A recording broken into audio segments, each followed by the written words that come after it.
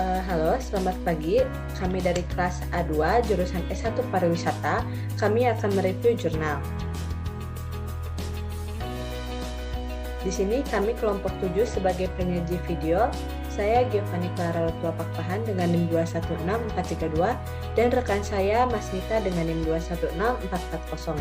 Dosen pengampu kami Agung Sulistyo, SAMM, CHA. Judul jurnal, Transition from Adolescence Young Adulthood is Partnership Working Up to the Task. Penulis Bob Hudson, tahun rilis 1 Agustus 2003. Latar belakang masalah. Transisi dari masa remaja ke masa dewasa untuk orang dengan ketidakmampuan belajar penuh dengan kompleksitas, dan hal ini terus meningkat seiring dengan meningkatnya jangkauan agen yang berpotensi terlibat. Dewasa adalah status yang disadari melalui tahap akuisisi, hak-hak tertentu dan tanggung jawab yang berkembang secara alami, dan bukan merupakan sesuatu yang dapat diberikan begitu saja kepada seseorang, melainkan sesuatu yang harus diraih melalui usaha dari diri sendiri. Dua macam pengembangan paralel diperlukan. Pertama, perbaikan dalam tugas praktis untuk mengamankan transisi yang lebih baik. Sebuah awal yang berguna disarankan oleh Heslop, Mallet, Simmons, dan Ward yang mengidentifikasi dan mengembangkan 5C yang perlu ditangani, yakni komunikasi, koordinasi, kelengkapan, kontinuitas, dan pilihan.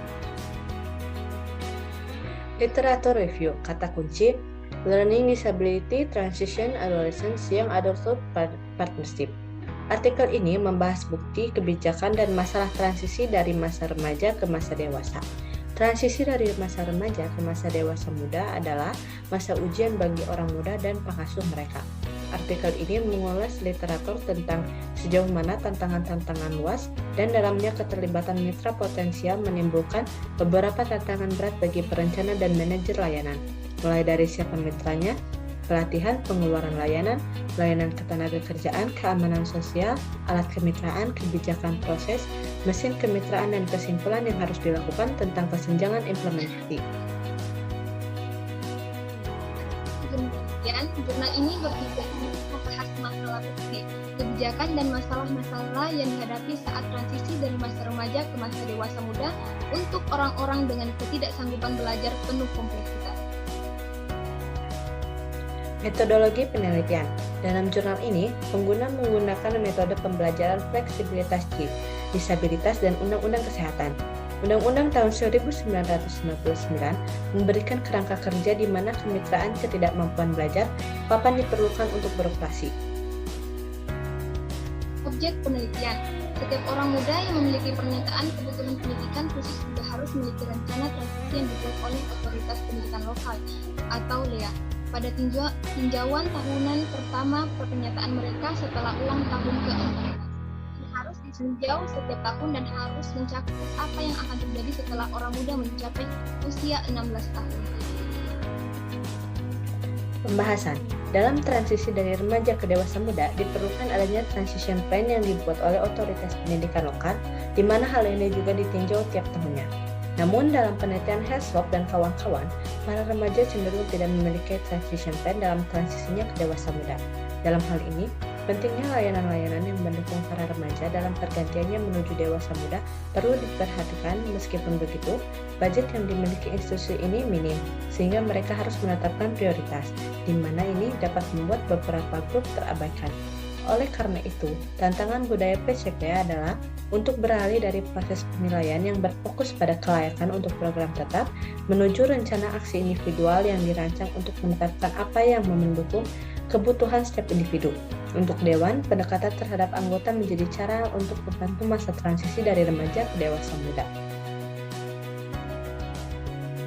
Dalam hal ini, pentingnya layanan-layanan yang mendukung para remaja dalam pergantiannya menuju dewasa muda perlu diperhatikan, seperti halnya melanjutkan pendidikan, care, pelayanan pekerjaan, keamanan sosial, kehidupan yang didukung, dan kesehatan. Selain hal-hal di atas, adapun alat-alat pendukung keberhasilan masa transisi remaja ke dewasa muda, yaitu pertama, kebijakan, kemitraan mempelajari kebijakan disabilitas dalam komitmen pemerintah yang lebih luas untuk kerja bersama, dan harapan dari pemerintah pusat bahwa kerja kemitraan akan berhasil dicapai. Kedua, proses. Proses penilaian yang berfokus pada kelayakan untuk program tetap, menuju rencana aksi individual yang dirancang untuk menetapkan apa yang mendukung kebutuhan setiap individu. Ketiga, mesin. Ada dua bagian utama baru dari mesin kemitraan, yang merupakan inti dari kebijakan yang muncul tentang ketidakmampuan belajar, Dewan Kemitraan, ketidakmampuan belajar, dan layanan koneksi. Hasil penelitian, proses utama praktik baru yang akan mengoperasionalkan prinsip-prinsip di balik menilai orang adalah perencanaan yang berpusat pada orang.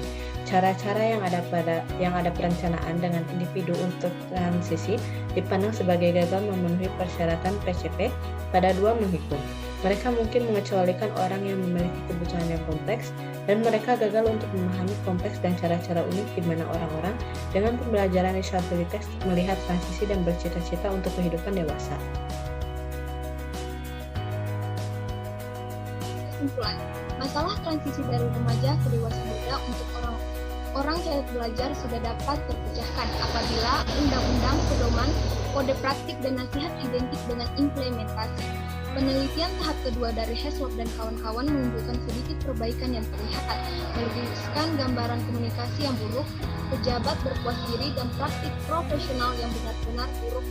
Inspeksi SSI terbaru menyimpulkan bahwa fragmentasi tanggung jawab organisasi, penilaian dan pemberian layanan berarti bahwa kaum muda seringkali tidak dilengkapi dengan baik dan untuk melakukan transisi pelayanan orang dewasa.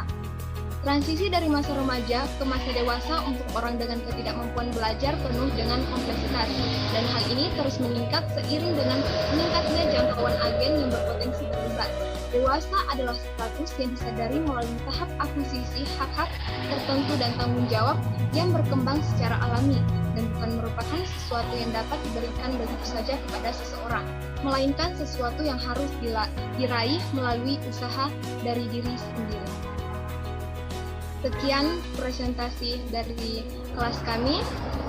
Saya Devi Giovanni yang bekerja sebagai penyaji video mengucapkan terima kasih dan mohon maaf jika ada kesalahan kata dan juga pengucapan. Sampai ketemu di review jurnal selanjutnya. Bye-bye.